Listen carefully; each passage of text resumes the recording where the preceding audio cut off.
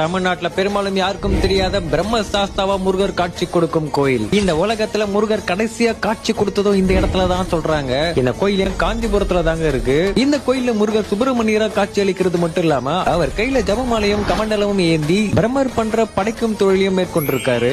அதுக்கான காரணம் என்ன அப்படின்னா, ஒரு நாள் முருகர் பிரம்மர் கிட்ட ஓம் என்ற பிரணவ மந்திரத்தோட பொருள் என்ன பிரம்மர் கிட்ட கேட்டிருக்காரு. பிரம்மருக்கு பதில் தெரியாதனால முருகர் அவரை சிறைப்பிடிச்சிட்டு அவர் பண்ணக்கூடிய படைக்கும் தொழிலை அவர் மேற்கொண்டிருக்காரு. பிரம்மரை சிறைப்பிடிச்சதுக்கு அப்புறமா முருகர் இங்க பிரம்ம சாஸ்தாவா காட்சி கொடுக்கிறாரு. இந்த கோயில இருக்க நாக சுப்பிரமணிய திருமேனிக்கு 5 தலை நாகம் கொடை பிடித்திருக்க மாதிரி இருக்கும். வள்ளி தேவியனுக்கு 3 தலை நாகம் கொடை பிடித்திருக்க மாதிரி இருக்கும். நாகஸ்கந்த வழிபாடு பண்றவளுக்கு திருமணத்தடை நாகதோஷம் விலகிறதா ஐதீகம் இருக்கு. குமரக்கோட்டை முருகர் கோயிலுக்கு போறதுக்கு வழி தெரியாம இருந்த பாமன் சுவாமிகளுக்கு முருகர் குழந்தை வடியில காட்சி கொடுத்து வழிகாட்டினதா சொல்லப்படுது. 1000 வருஷத்துக்கு பழமையான இந்த முருகர் கோயில கந்த புராணம் தோன்றிய தலமும் இதுதான், கந்த புராணம் அரங்கேறிய தலமும் இதுதான். காஞ்சிபுரம் ராஜவீதியில இருக்க குமரக்கோட்டை முருகர் கோயிலுக்கு உங்க ஃப்ரெண்ட்ஸ் ஃபேமிலி மெம்பர்ஸோட போயிட்டு வாங்க. தெரியாத நிறைய பேருக்கு இந்த வீடியோவை ஷேர் பண்ணி விட்டுருங்க.